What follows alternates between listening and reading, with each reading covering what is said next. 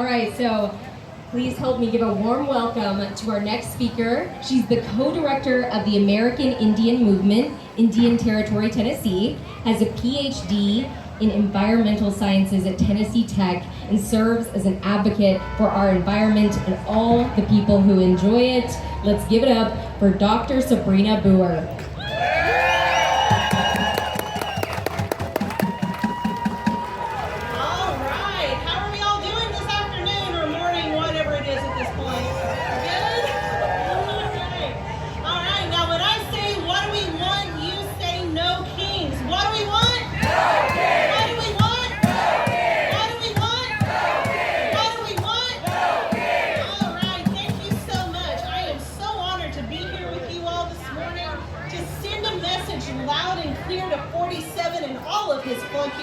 We will not have a king in this country. If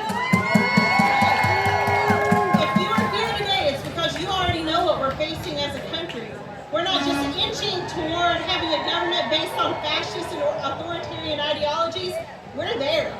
We're already there. And according to experts who specialize in this topic, there are strategies that these folks use to help destabilize a government and to gain power. And those are to spread and amplify false information, to politicize independent institutions, to grossly expand executive power, to squash criticism by weakening our freedom of speech, to target and scapegoat vulnerable communities, to corrupt elections and to gerrymander and to stoke violence.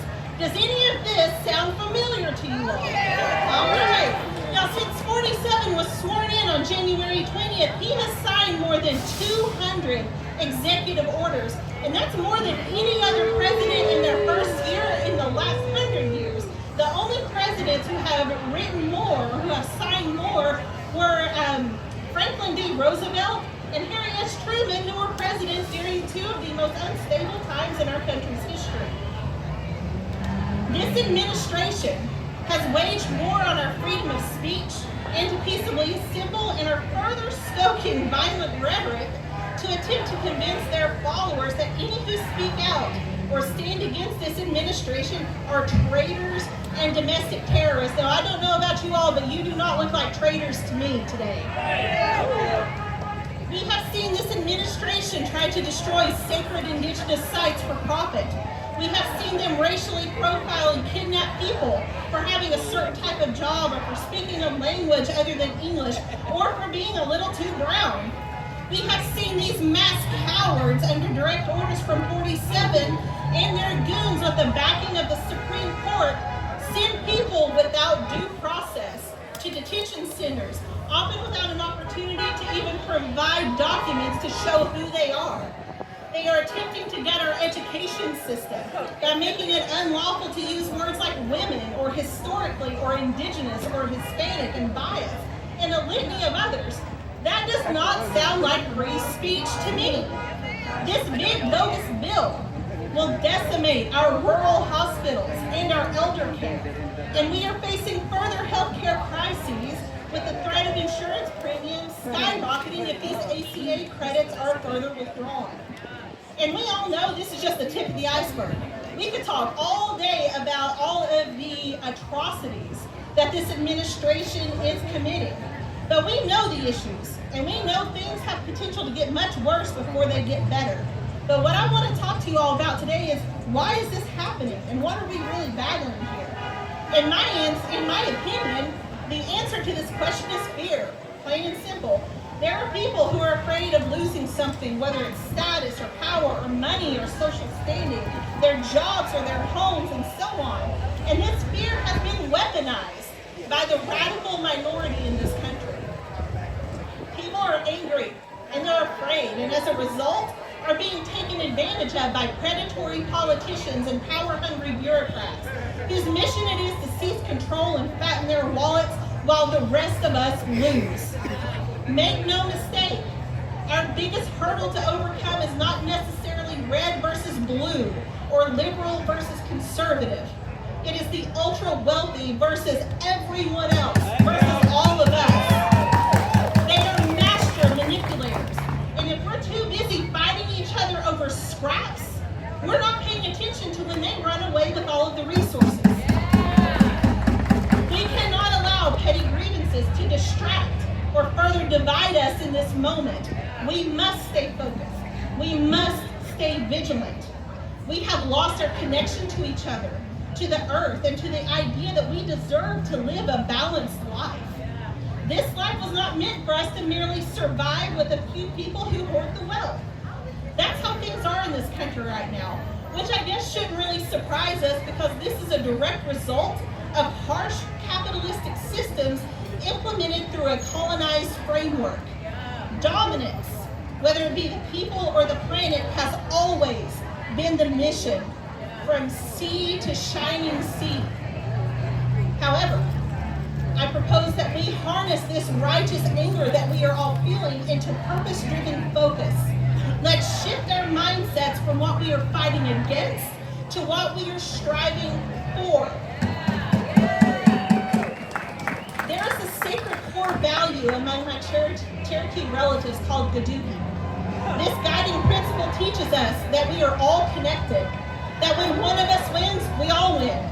When one of us falls, we all fall, but then we should help pick each other up and move forward together.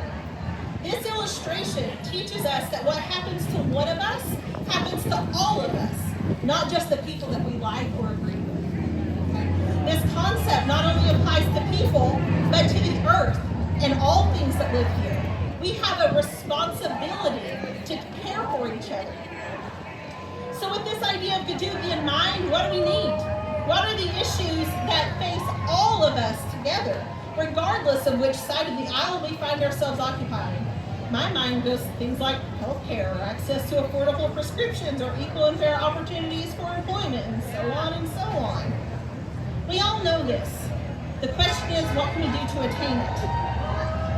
I suggest that we be defiantly joyful. We can be kind yet firm and compassionate, but still not give space to misinformation and falsehoods. We have to stay aware, stay involved. We all contribute in different ways, whether we are donating time, money, making phone calls, advocacy, sharing out truth on social media, or demonstrating. Join up with local organizers. Call your local legislators until they know you by name. Show up to public meetings and speak with your representatives. Now, just as some words of advice here, if you walk too fast towards some of them, be careful, because I've heard that some of them spook easily. Yeah. If you're up for it, run for office. School boards matter. City council matters. State and federal office matters. Voting matters. Your voice matters. To quote a line from one of my favorite musicals, history has its eyes on you. So to our felon in chief, history will remember you as the most corrupt president in the history of this nation. You will not be a king. You will not be a dictator. You will fail. It's only a matter of time. History will remember you for your actions, not as a strong man, but as a weak, incompetent bully. To the people who have bent the knee to this wannabe dictator, we see you. To the power-hungry senators, legislators, and judges, and lobbyists, and billionaires, and corporate overlords who bow to the whims of this corrupt administration, you have sold out this land and our people to make a quick buck, and we see you. To everyone here, don't give up. Remember Gadoogie. We must support one another. We must speak up for one another, and if one of us falls, we all fall. We have to remember that. If one of us suffers, make no mistake, we will all suffer. But if we stand together, no wannabe dictator will be able to stop us.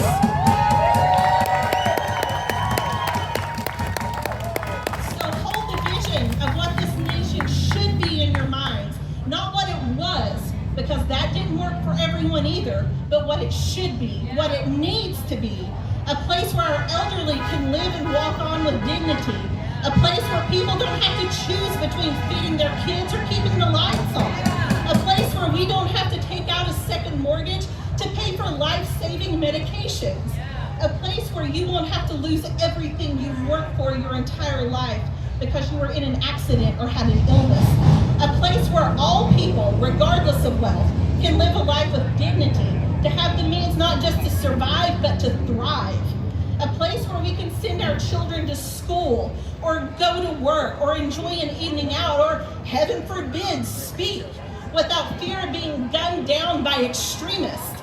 A place where the water and air are clean and we respect the earth and all of our relatives who live here, whether it be those that walk upon her, fly in the air, or swim in her waters.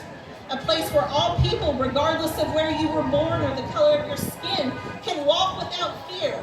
A place where we uphold the words carved on the Lady Liberty to give us your tired, your poor, and your huddled masses yearning to breathe free. A place where the president is beholden to the law and cannot use the government to punish those who act on their conscience or their protected rights to speak against them. A place where the president cannot steal from this country to further their own interests. This is what we need our country to be, and we must not settle for anything less. Hold that vision firmly in your hearts and remember the spirit of the duty. In the words of one of my favorite superheroes, King T'Challa, made great by the late great Chadwick Boseman, he says, we need to be an example of how, as brothers and sisters on this planet, should treat each other. Now more than ever, the illusions of division threaten our very existence. But we all know the truth. More connects us than separates us.